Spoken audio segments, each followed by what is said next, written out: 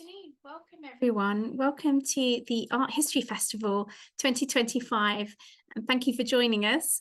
My name is Christina Bradstreet. I'm the head of programs here at the Association for Art History, and today is day 2 of our week-long festival celebrating and promoting art history. So the festival runs right through to Sunday of this week, and we have 130 events taking place both online and in person at venues across the UK, with museums and galleries putting on events that showcase art history.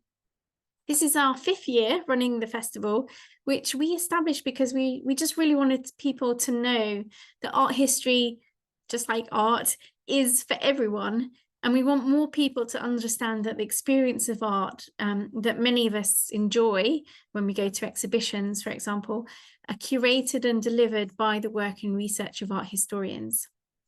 So I'm really delighted that we're partnering with the School of Advanced Studies and the Warburg Institute for this discussion of a very important subject, art and extraction.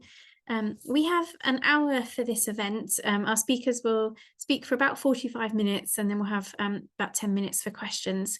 So please do write any questions that you have in the Q&A box. It's helpful if you can write these as you think of them as we go along. It really helps me to prepare. And I'm going to hand over now to Thomas Balfour of the Warburg Institute. He's an art historian specialising in early modern Northern European art, to introduce this afternoon's discussion and speakers. So thank you and welcome, Thomas. Hi, Christina. Hi, everyone. Thank you very much. So it's really great to be with you this afternoon. My name is Thomas Balfour. And with Lorenzo Gatta, I'm co-organizer of today's event. So as Christina mentioned, the event's going to take the form of a series of short talks, each between 5 and 10 minutes long, that discuss different forms of extractive activity and how they were visualized in the pre-modern world.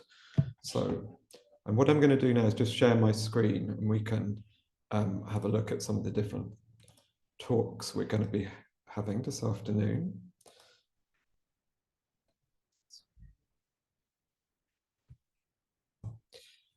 So each of our 4 speakers is going to focus on one emblematic industry: water, silver mining, whaling and coral fishing. And together they'll trace continuities and ruptures between pre-modern extractive practices and the environmental imaginaries they produced. So what's going to happen is that Lorenzo and I will do an introduction to the theme for you, and then we'll have the 4 talks. But by way of introduction to the speakers, very briefly, just so you know where all of us are coming from, my co-organizer, Lorenzo Gatta, received his PhD from the Courtauld Institute in 2024.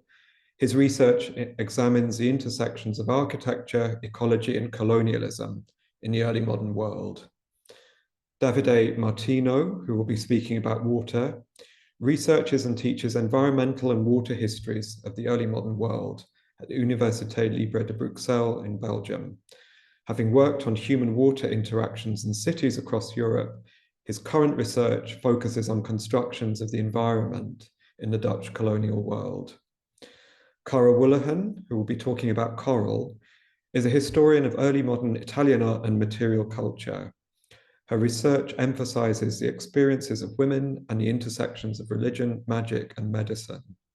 Having completed her master's degree at Boston University and her bachelor's at Boston College, both in art history, Cara is currently a PhD student at the Warburg Institute, University of London, and her doctoral dissertation focuses on the use of red coral as an amulet for women and children in 16th century Italy, drawing on visual, literary, and archival sources. And my own research investigates the visual and material histories of the animal and the creaturely human, and attempts to forge connections between art history and recent theoretical approaches to analyzing representations of nature. So as I said, we'll begin with a short introduction before moving to our first talk. And as Christina mentioned, please do post up any questions that you have, and hopefully we'll have a little bit of time at the end to have a chat about those. So at this point, I'll hand over to Lorenzo and he can begin our. So hello everyone.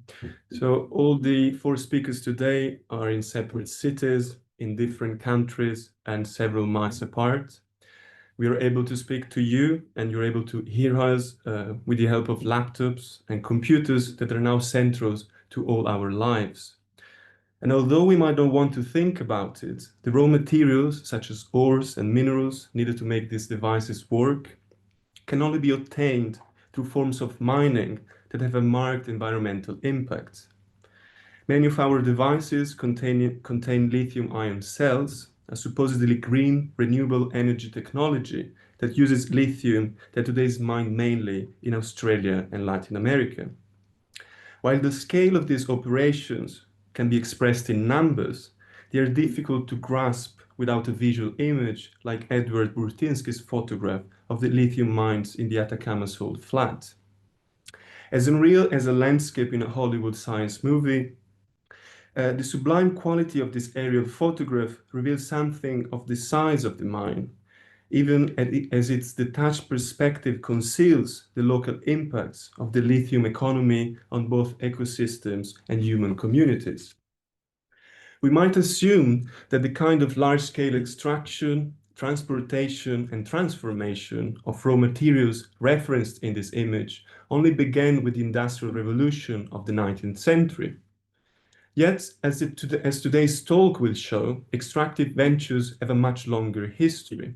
In the West, that history can be traced back to the crucial period in the 16th and 17th centuries, when European powers began to expand into the Americas, Asia, Africa, and later the Arctic. This expansion was driven not only by religion and geopolitics, but by a growing imperative to secure cheaper or more plentiful supplies for home markets and to obtain commodities that were becoming increasingly depleted or otherwise entirely unavailable domestically. In this sense, extraction can be thought of as an attitude as much as a set of processes. It refers to tangible acts of digging, cutting, dredging, irrigating, and shipping, through which valuable materials are removed from land and sea. But he also describes a broader outlook, one we might now call anthropocenic or anthropocentric, according to which the earth is a storehouse of resources exploitable for human ends. So the consequences of adopting this attitude can be seen on Madeira, the main island of a Portuguese archipelago in the North Atlantic Ocean that served as one of the earliest laboratories of colonial extraction. In the 15th and 16th centuries, Madeira became the leading global center of sugar production, driven by Portuguese colonial practices, financial capital from Genoese and Antwerp bankers, and enslaved labor from the Canary Islands and later mainland Africa. The island's ecology was radically transformed to sustain the burgeoning sugar industry that fed the appetites of Portugal and other European countries. More than 2,000 kilometers of irrigation canals were cut, vast forests cleared for cane, and timber consumed in immense quantities by the mills that ground the crop. So to speak of sugar is to speak of deforestation. Producing 1 pound of sugar required no less than 50 pounds of fuel wood.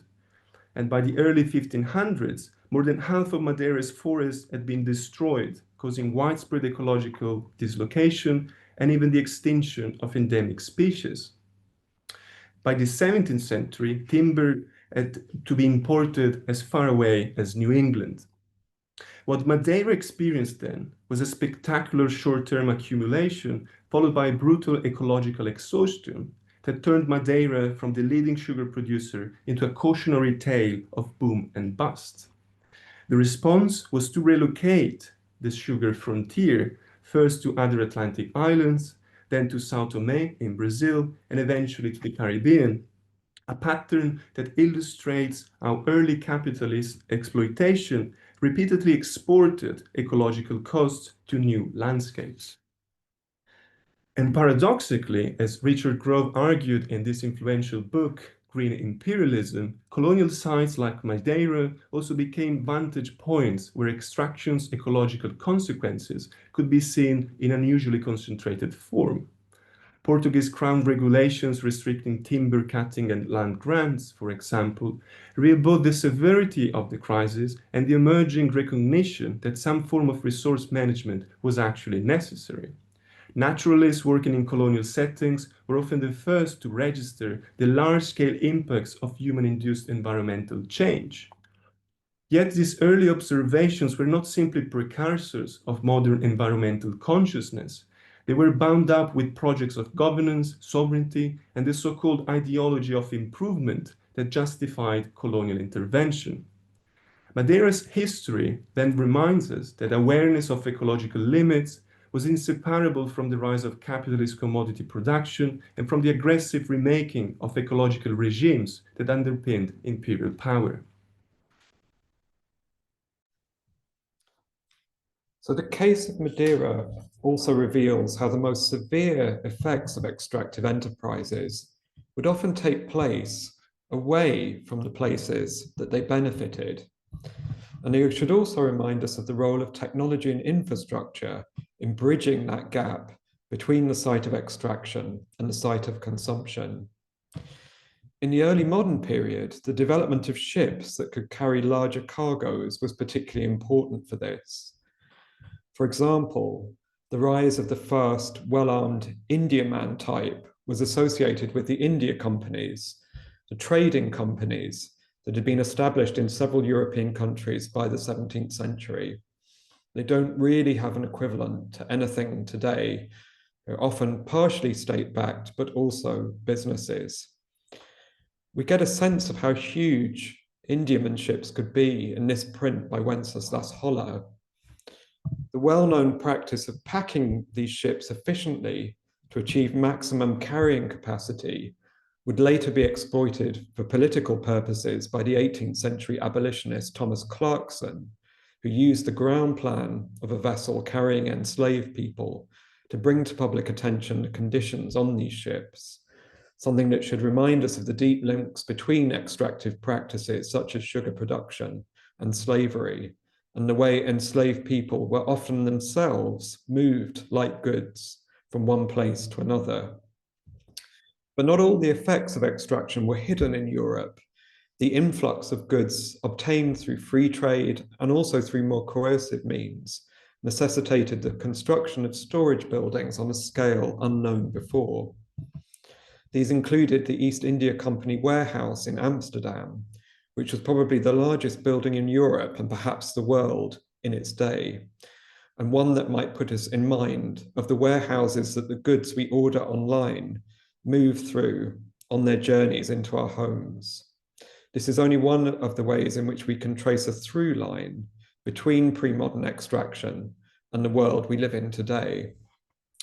So more broadly, in visual sources from the pre-modern world, we find not just illustrations of extraction, but evidence of emerging frameworks for understanding human-induced environmental change. What we trace through these visual histories is not the origins of environmental awareness that would create a misleading teleological narrative, but rather the emergence of a reflexivity, a way of thinking about our relationship to the environment that developed alongside imperial expansion and capitalist transformation.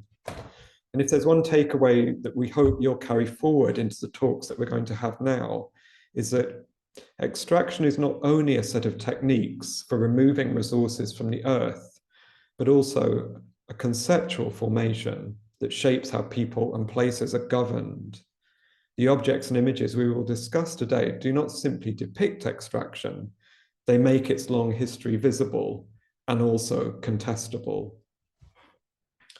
So with that introduction, just to set things up for you, I'll hand over now to Davide Martino for the first of our short talks. Davide, over to you.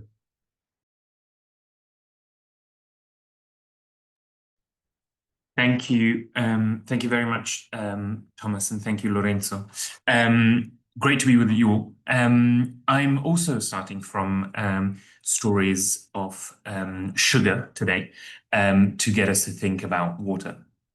And you see here on my first slide a a photograph from the series Pastoral Interlude, which was photographed and then exhibited for the first time in the 1980s by Ingrid Pollard, who's a photographer and media artist based in Northumberland. And as you can read in the caption below, I hope it's big enough, Ingrid writes, "A lot of what made England great is founded on the blood of slavery, the sweat of working people. An industrial revolution without the Atlantic Triangle." And then the caption breaks off. And so I'm starting exactly from the point that Lorenzo was making in the introduction, which is that whilst the Industrial Revolution saw the acceleration of a lot of the phenomenon which today we are describing as extraction, we can actually trace a much longer history of extraction that would speak to this photograph and the themes that are being explored by Ingrid Pollard here. But it would also speak more broadly to the kind of extractive practices that continue today and that we see in objects like our laptops, as Lorenzo so eloquently put. So Ingrid Pollard, who took this photograph, comes from a place called Guyana, which was a former British colony. It was known then as British Guyana before independence. Even before it became British Guyana, it was actually a Dutch colony. And it was part of a broader set of colonies on the northern seaboard of South America, which were colonized by the Dutch Republic, mainly in the 17th century. So this is the part of the world I'm talking about. And you see here a map from the early 19th century, a new chart of Guyana. And again, I hope you can read some of the captions on the map, but if you're able to, you'll see that Dutch Guyana and French Guyana are identified on the map. French Guyana, as some of you might know, continues to be a territory under the government of the French Republic, the direct government of the French Republic, and so by most definitions, a colony to this day. And since the 17th century, since the arrival of Dutch and then French colonists in this area, planters of European origin have been extracting sugar from these shores. You see here one of the still lifes for which Dutch artists of the so-called golden age of Dutch art and culture are famous, and you'll be able to make out just in the foreground in front of the huge peacock pie, which gives its name to this artwork, a set of candy. Candy that was made with sugar, which was a relative novelty for European tables at this time.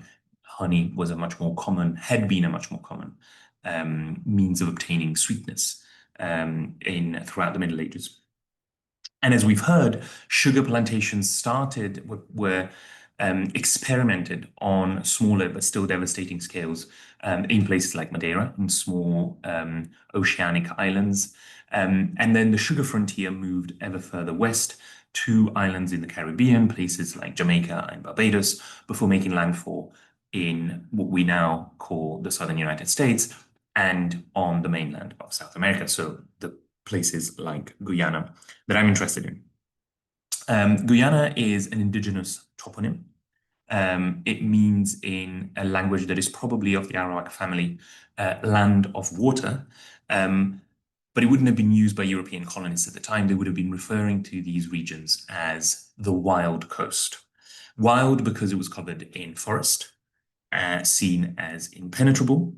And so the very process of deforestation, which were described as being at work on Madeira, are the processes that we saw at work in the Guyanas as well. So in order to extract sugar from Guyanas, what was essential was enslaved labor.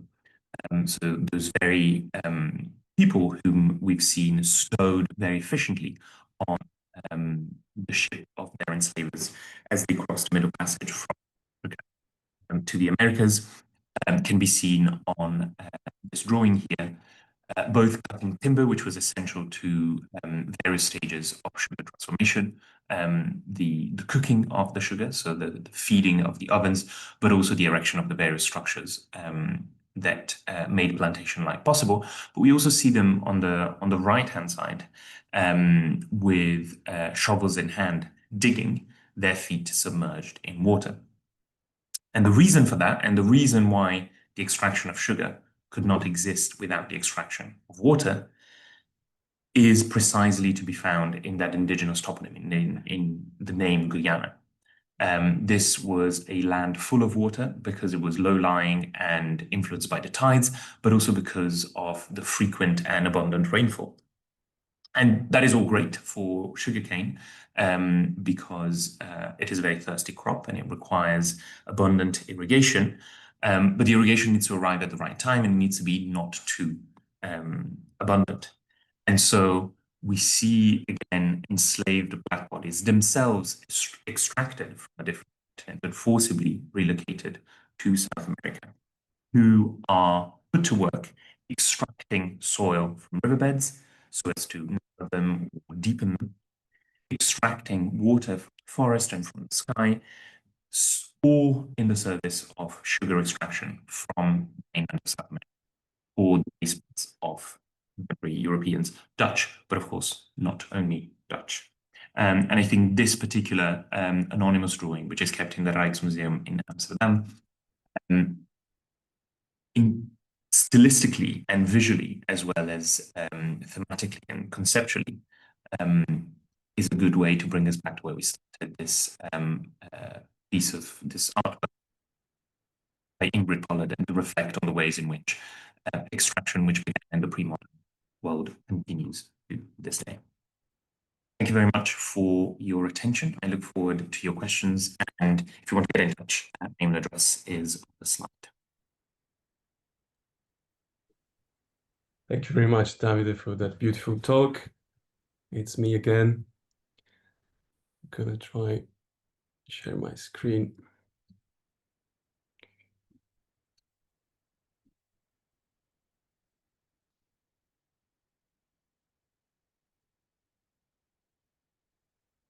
All right. So from the mid-16th to the early 18th centuries, silver mining became the economic engine of the Spanish colonial empire in the Americas, and the extraction, refining, and long-distance circulation of silver from mines in Mexico and Peru sustained Spain's prominence in an increasingly monetized network that extended from Europe to the East African coast and deep into Asia. Silver was Spain's single most important export, but also the principal medium used to cover its chronic deficit with China and other Asian markets. And this kind of transoceanic flow of metals marked a decisive moment in what many historians call the emergence of the first truly global economy, so capitalism. This map from 1560 shows the mining district of Temascaltepec, about 60 miles southwest of Mexico City. It was created for a legal suit over land petition, but it also records the coexistence and compenetration of indigenous Nahua and European pictorial conventions. We can see how these green mountains give way to blue rivers and these orange footpaths crossing the landscape. The circle of tools that you can see in the lower left marks the location of mines, while this distinctive I-beam shaped glyphs from an Aztec and Nahua tradition indicates indigenous mills and refineries. So this image in a sense speaks to us of how colonial extraction was never built from scratch, but was actually developed by appropriating millennia of indigenous knowledge. So what was extracted was not only minerals, but also labor, technologies, and practices without which the Spanish economic boom would have never been possible. The most important and famous site of this extraction empire was the Cerro Rico of Potosi, a volcanic plug rising to roughly 60,000 feet in present-day Bolivia, which was discovered in 1545 by an indigenous Andean man called Diego Gualpa, and would soon become the world's largest silver producer accounting for as much as 80% of the global output of silver during the colonial period. During the first mining boom at Potosi, extraction depended on rich surface deposits and indigenous technologies. Small batches of ore was melted in tower-like stone furnaces called huajires, a Quechua term loosely translated as wind-powered. And as you can see in this watercolor on the left, these ovens sat on small platforms along the ridge of mountains and relied on wind to reach the temperatures needed to separate silver from ore. And this technology was recognized as central to the Spanish mining economy in contemporary sources like the Artes de los Metales by Álvaro Alonso Barba. But by the 1560s, the first boom had come to an end, as accessible surface deposits were nearly exhausted, and the remaining ores were too poor to be profitably processed in these traditional huajires. So the mining economy of Potosi was given a new push in 1569, with the wide-ranging and reckless reforms introduced by the new viceroy, Francisco de Toledo. And in this watercolor made by a Spanish officer around 1580, shows Potosi at the peak of its productivity, as well as the radical environmental changes wrought by sustained metallurgical activities and the physical apparatus of colonial extraction. So the Cerro Rico here dominates the background with a cross on the top that you can see here. And the intense polychromatic surface also highlights the abundance of mineral deposits that are being extracted. The slopes on the base of the mountain are filled with caravans of llamas and horses that carry ore down to the foundries and furnaces. Francisco de Toledo adapted the Inca rotational labor system known as mita into a regime of forced labor that by the 1570s had conscripted over 40,000 workers annually to the mines of Potosi. And here in the foreground, we can see indigenous workers operating the so-called amalgamation process, also known as patio process, which was introduced by Toledo and is here in this image overseen by elegantly dressed Spanish masters like this one here.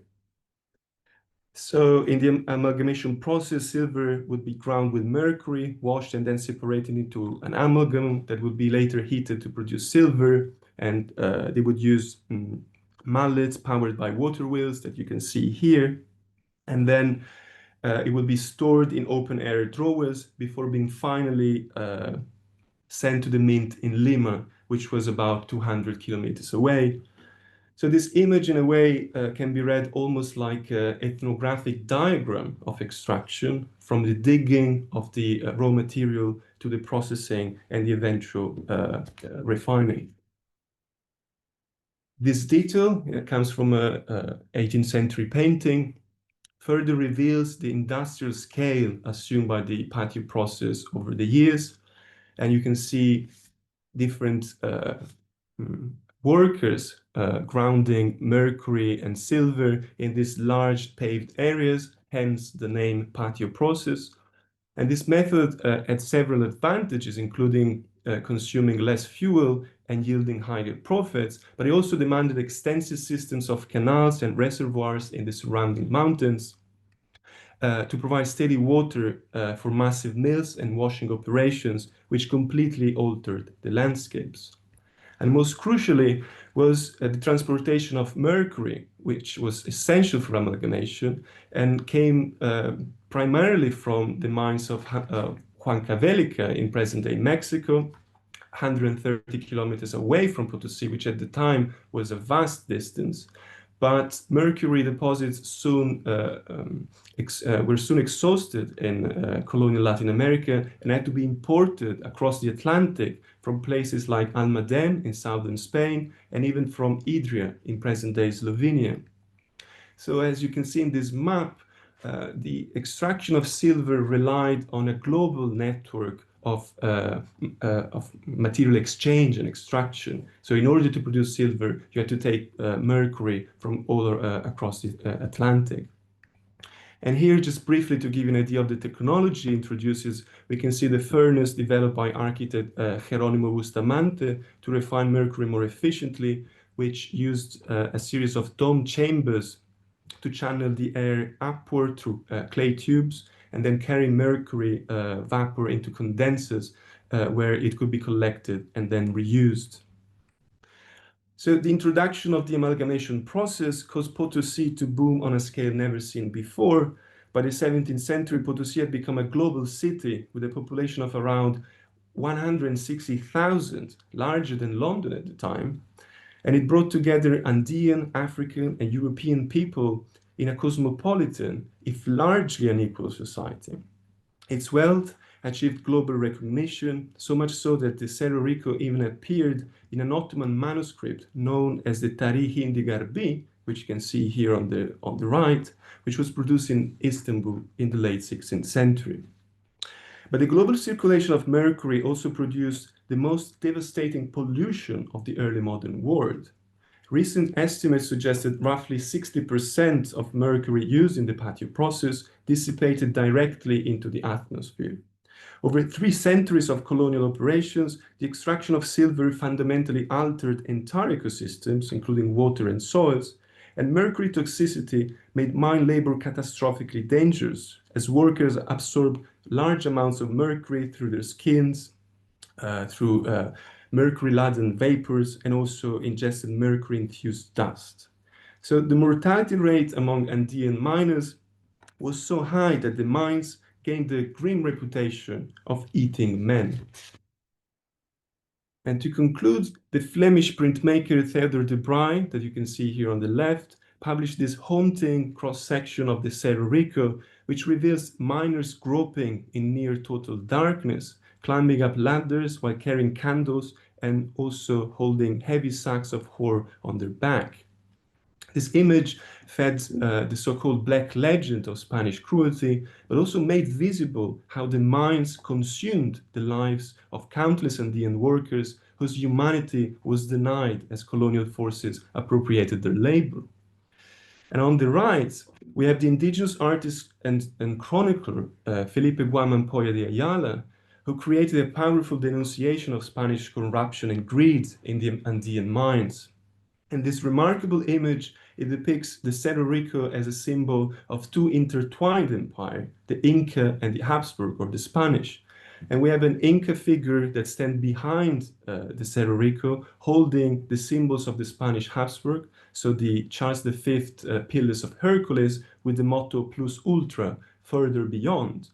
But below, he also insists that the Spanish Empire relies entirely on these sacred Inca treasures, which he calls the support of your column. So here again, the importance of the indigenous contribution. So Potosí was then, and remains today, a devastatingly clear example of violent imperial processes that were enacted across Asia, Africa, Europe, and the Americas. It reminds us of how landscapes, people, and knowledge were transformed into global wealth, but only through appropriation, coercion, and environmental devastation. The glittering global economy of the early modern world was built quite literally on a mountain that ate men. Thank you very much.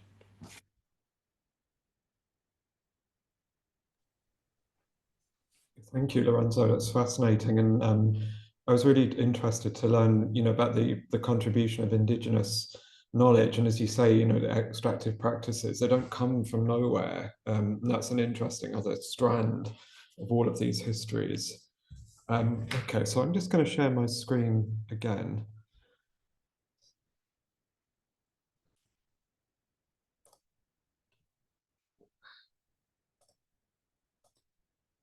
Okay. Is that looking okay? Good. Okay. Okay. So I'm going to be talking about whaling, and this gives us a sort of like an aspect of animal history to feed into this event about extractive practices. And this is a history really that begins in the mid-17th century. So by the mid-17th century, the process of European expansion that Lorenzo and I discussed in our introduction had taken a new northward turn a turn towards the Arctic in search of whales. But prior to about 1600, European encounters with the whale had largely been opportunistic or conducted on a smaller scale. Whales were scavenged when they stranded on European beaches, as they did quite often, and they were hunted by Scandinavian, Faroese, and Basque communities near to European coastlines. At this stage, the whale was still often regarded as a marvel or a monster, something that comes across strongly in these Dutch prints of beached whales that show the crowds who have gathered to observe, to measure, and in the image on the right, to take flesh and oil-rich blubber from the whale's body, as you can see in the details with the circles around them. But this situation changed with the arrival of new knowledge and new technologies, faster ships, the mapping of the Arctic, and the growth of practical expertise, notably the use of the harpoon, which crews in Northern Europe learned from the Basques. So this is maybe another example of that kind of knowledge transfer that Lorenzo was speaking about in his talk.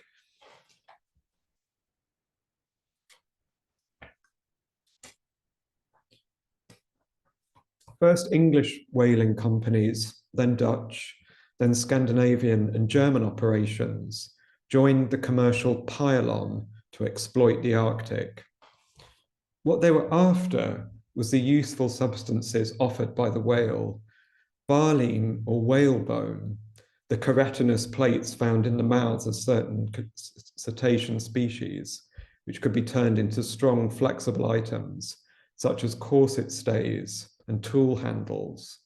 So these are the bony keratinous substance, which is within the whale's jaws. And in an era before plastic, this was very, very important for making materials that were strong, but also flexible.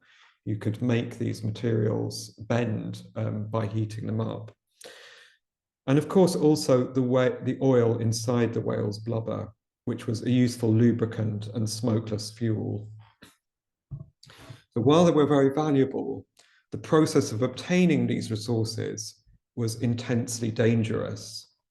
As shown in these rare early depictions, it involved pursuing the whale in a small boat, waiting until it surfaced to spout, then plunging a harpoon into its flesh and tethering it to a line of boats in order to tire out the whale until it stopped swimming and it could be stabbed to death with harpoons or long lances.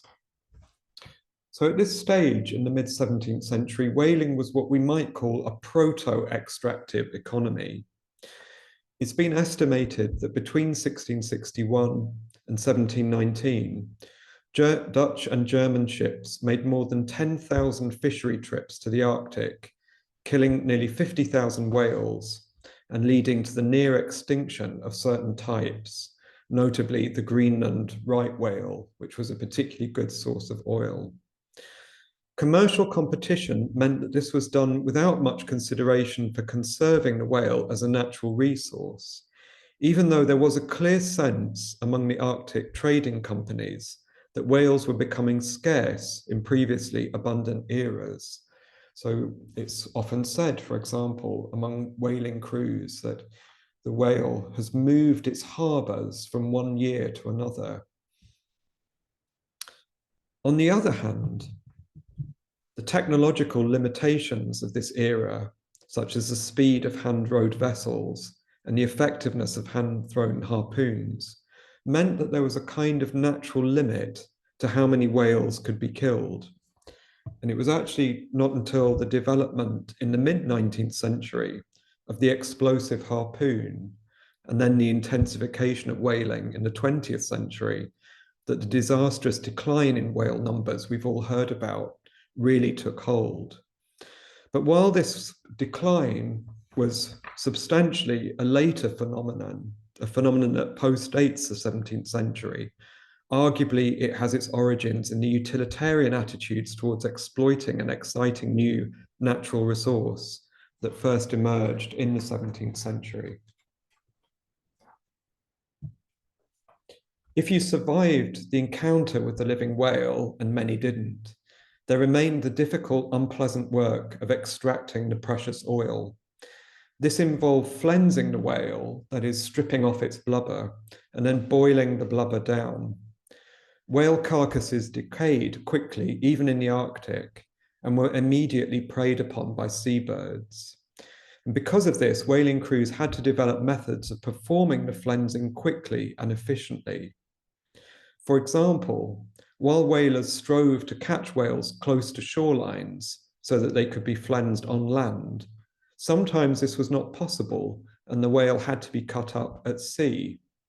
And for this eventuality, whaling ships would carry pulleys for winching the whale up against the side of the ship, as you can see in the image on the right in this slide, where the whale would be rotated and stripped almost in the way that you would peel an orange. So we see the whale sort of lying horizontally in this image, but actually in many cases, the whale would sort of be rotated vertically, and then you would turn it as you were cutting off the blubber.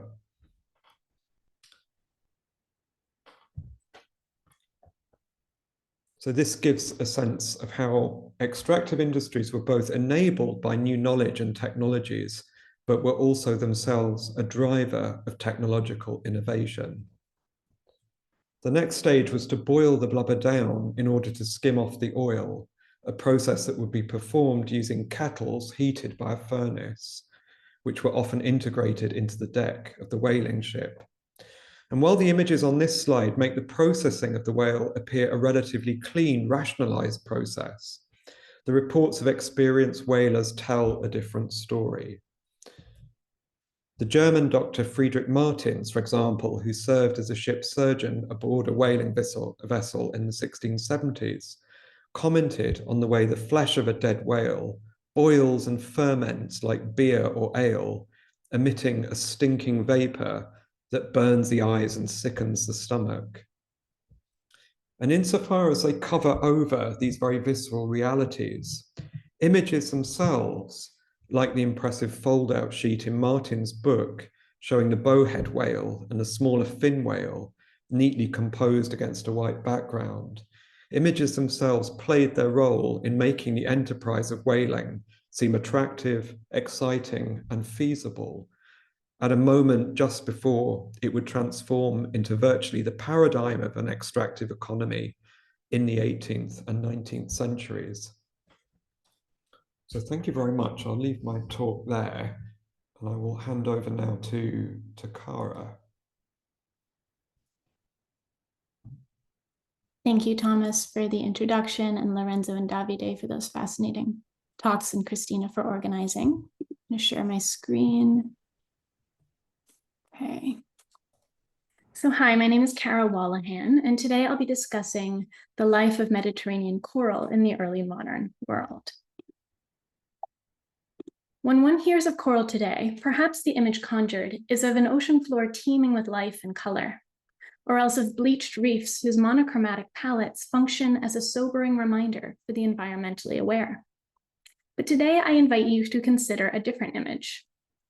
This is a story about a single species of coral, one with a distinctive appearance and a robust symbolic, utilitarian, and commercial life that began the moment it left the ocean. The early modern history of Corallium rubrum, commonly known as red coral, is as much a narrative of material power as it is of ecological victimhood. Over the next several minutes, we will very briefly explore the material, cultural, mercantile, and political facets of the early modern coral industry, using excerpts from the visual record of 16th and early 17th century Italy. Around 1564, Sofonisba Anguissola painted this portrait of her older sister, Minerva. In addition to a medallion bearing her mythological namesake, Minerva dons strings of bright red coral beads around her neck and both wrists. Later in the century, Livia Orsini Cesarini, the Duchess of Civitanova, appeared in a portrait here with her children, in which younger son Virginio sports an impressive coral branch at his chest. What inspired these two women to include such prominent coral accessories in their portraits? And where did these objects come from? While of course we can only speculate as to their precise motivations, my research suggests that such accessories were not only symbolic attributes, but rather a vital component of everyday life. Archival research reveals references to coral charms, bracelets, branches, rosaries, even earrings in inventories of Italian homes and shops during this period. There is ample evidence to suggest furthermore that the popularity of coral as a worn item transcended the realm of aesthetics. Coral was believed to fend off a variety of threats, from epilepsy to poison to indigestion to the so-called evil eye. My doctoral dissertation explores this functional dimension of coral's history in 16th century Italy. Though I should note that the enthusiasm for coral charms, particularly for children, was shared by other European cultures. So now that we are getting a sense of why someone like Minerva or young Virginio might have worn coral, it's time to investigate where they got it, as we turn our attention to the logistics and geopolitics of the coral industry. Corallium rubrum is a species of soft coral endemic to the Mediterranean Sea and adjacent Atlantic coasts. It is widespread in the Western Mediterranean, where it grows on coastal shelves, caves, and deep waters. What we see as a single coral branch or tree is in fact a colony of individual polyps with a fused calcium carbonate skeleton. When coral is disturbed, the tentacled polyps retract into their skeleton, which retains its prized pigmentation. This phenomenon, which gives the impression of a soft material hardening, fueled centuries of confusion over whether coral should be considered plant or stone, vegetable or mineral. But the fact that early modern Europeans puzzled over the nature of coral should not suggest any inexperience on their part in fishing, processing, and selling it. On the contrary, the early modern coral industry was an efficient machine with many component parts, multiple stages of manufacture, and a team of operators, including fishermen, laborers, artisans, merchants, and a diverse pool of consumers. In this 1602 etching by Antonio Tempesta, we see a crew of half-naked men wearing goggles and diving caps, emerging from the sea with glorious branches of coral in hand. While not pictured, it is likely that these fictitious fishermen would be using a tool known as an ingenio, not unlike the one we see illustrated here in an early 18th century publication, to ensnare the coral and rip it from its rocky bed. By the 15th century, large-scale coral manufacturing was underway in Lisbon, Barcelona, Marseille, Genoa, and Tuscany, in processing centers where the material was cleaned, sorted, trimmed, and sanded by teams of coral workers. Processed but otherwise unworked coral could then be sold as is or handed off to the coral masters to be made into beads or more elaborate sculpted forms. In 1555, an Italian physician extolling the virtues of coral explained to his readers that coral beads are made in sultorno, likely referring to a turner's instrument or a lathe, then smoothed with an emery stone and burnished to a glossy finish with a fine abrasive substance known as Tripoli powder. While an elite patron might have commissioned a bespoke coral item directly from the workshop or jeweler, coral was also widely available for purchase on the secondhand market or even on the street, where it was sold alongside utilitarian goods and comestibles. This 1579 portrait of Roman street vendors includes a man laden with strings of coral beads, above a caption reading, "I carry corals on my neck and in my hand, and I shout, 'Who wants to buy saffron?'" which unfortunately only rhymes in Italian. So we now know that coral was a popular accessory for Italian women and children. We have learned also that the material was fished along the coasts of the Western Mediterranean, processed in workshops on and near the Italian peninsula, and sold in a variety of settings across Italy. Given these facts, it might seem reasonable to describe red coral as a local commodity for someone like the young Italian woman in this late 16th century portrait. To complicate this assumption, I draw your attention to a new image, not a portrait, but an allegorical representation of the continent of Africa, published in Rome in 1603.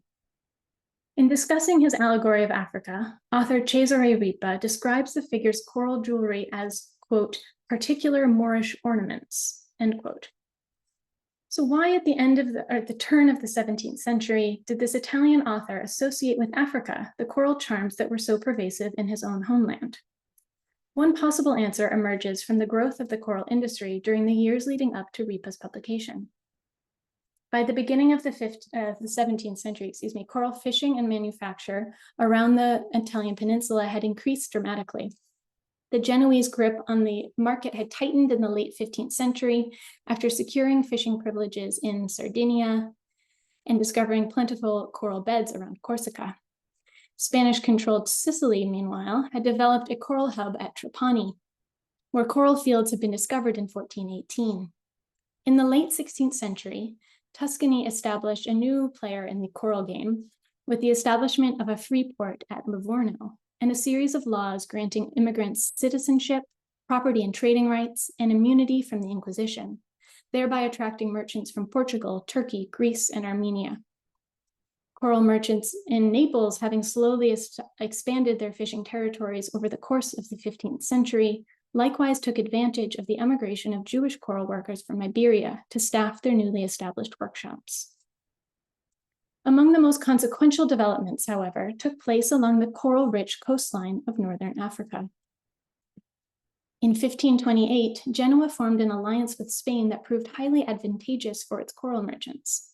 The Spanish crown was then capturing large parts of northern Africa, and in the 1540s granted the Genoese exclusive rights to the coral fisheries around the island of Tabarka in present-day Tunisia. In the year 1554, the Genoese coral harvest around Tabarka alone amounted to 454 cantari, or roughly 41,000 kilograms. Meanwhile, a coral company based in Marseille had developed a monopoly over the stretch of coastline to the west of Tabarka, including Marsacares, now Altala, in present-day Algeria. The trade in red coral, furthermore, went far beyond the Western Mediterranean, with raw and worked coral being sold in Egypt, Syria, India, and China at a tidy profit by the Genoese, Tuscans, Venetians, French, Spanish, and Portuguese. And it was not only Europeans who were selling Mediterranean coral abroad. According to a collection of Italian travel narratives published in 1507, many African merchants traded coral for handsome sums in Calcutta, while the 1576 text attests to coral sale alongside cinnabar and quicksilver or mercury by Muslim merchants working in Sri Lanka. But even if the coral trade expanded significantly in the early modern period, coral's non-European cultural and mercantile connections had strong historical precedent. In his Historia Naturalis, first-century Roman author Pliny the Elder remarked, "The fruits of coral are no less valuable to the men of India than pearls are to our women. Their haruspices and diviners believe that carrying them is a religious thing to avoid dangers. Now there is such a shortage, for the best sale is rarely made where it grows."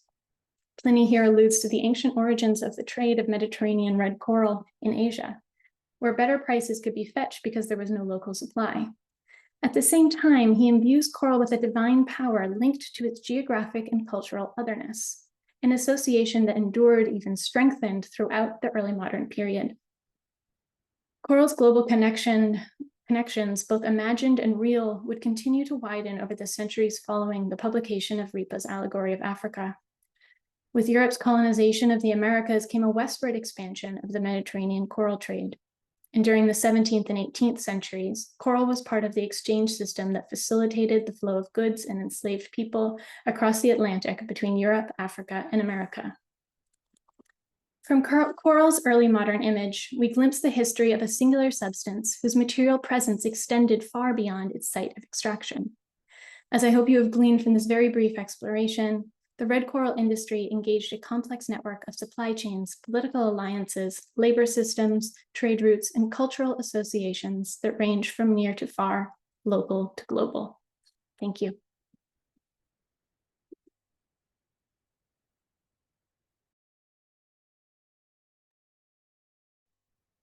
Yeah, thank you, Kara. Thank you very much for that amazing material. I just saw a question in the chat, which I believe is for me. And they ask about, are there any records of the death rates in mercury mines or even in shipping it over to the Atlantic? And what containers did they use to transport it? So, yeah, it's quite hard to establish precisely the death rates, and I know scholars are working on it. And due primarily to the unevenness of data and archival records, but some scholars estimated a third of the workforce would die in the mercury mines before 1650. But it's also hard to establish because these mining sites would be inhabited by people coming from all over the continents, relocating families, and also because Spanish colonial officers would continually want to provide new labor force.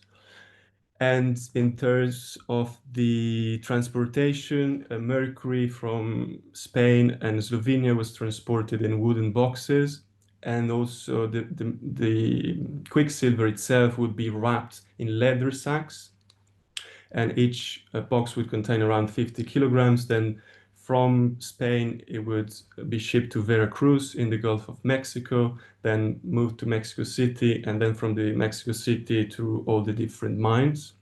And here again, colonial officers were very aware of the shipping hazards of spilling vapors and leakage of mercury, which could also harm people working on board. And today we know the different symptoms of mining exposure, and the main one is, of course, mercury poisoning, but there are a set of affect inflammation, saliva, and also change in appetites, and also psychological changes, which are very, very profound consequences.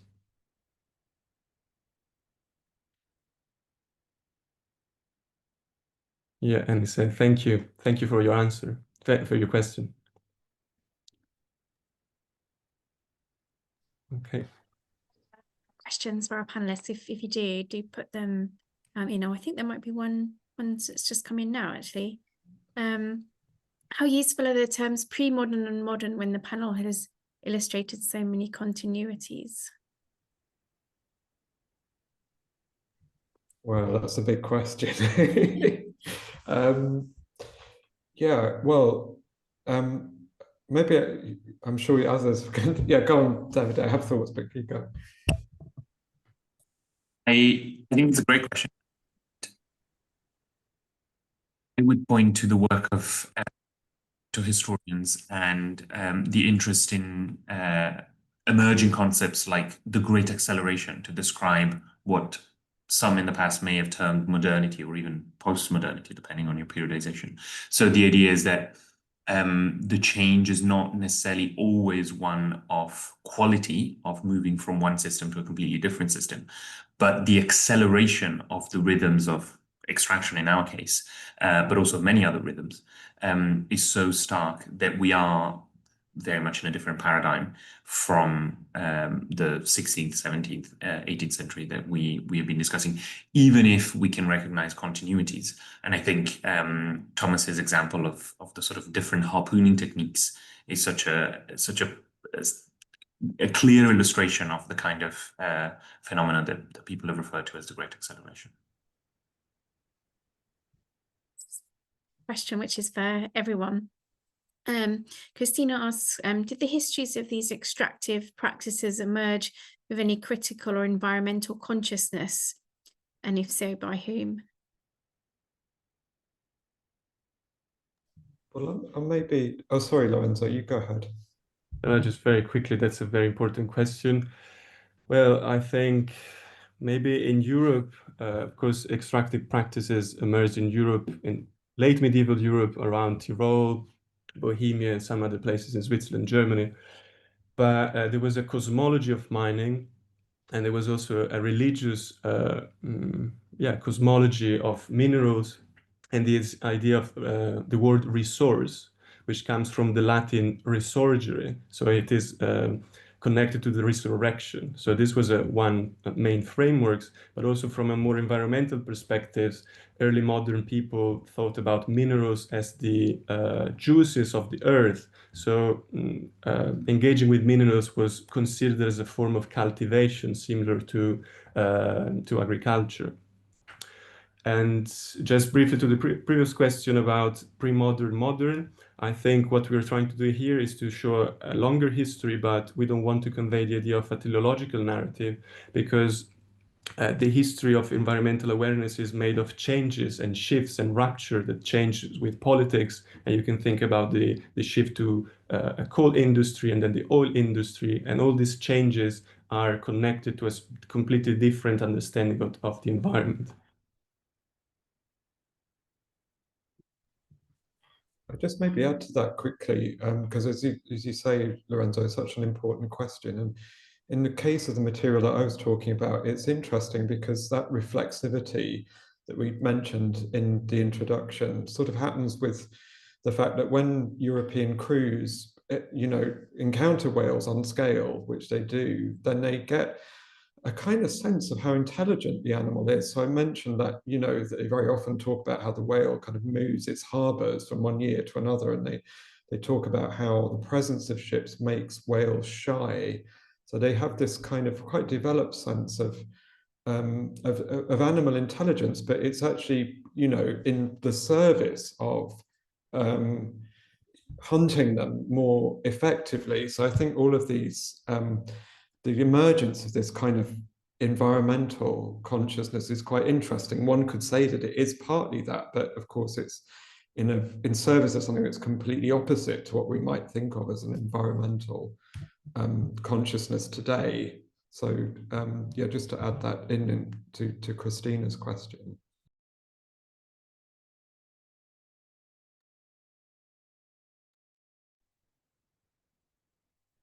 I think we should probably draw to a close now, as we're kind of out of time, and we have another event, the Art History Festival, starting quite shortly, actually.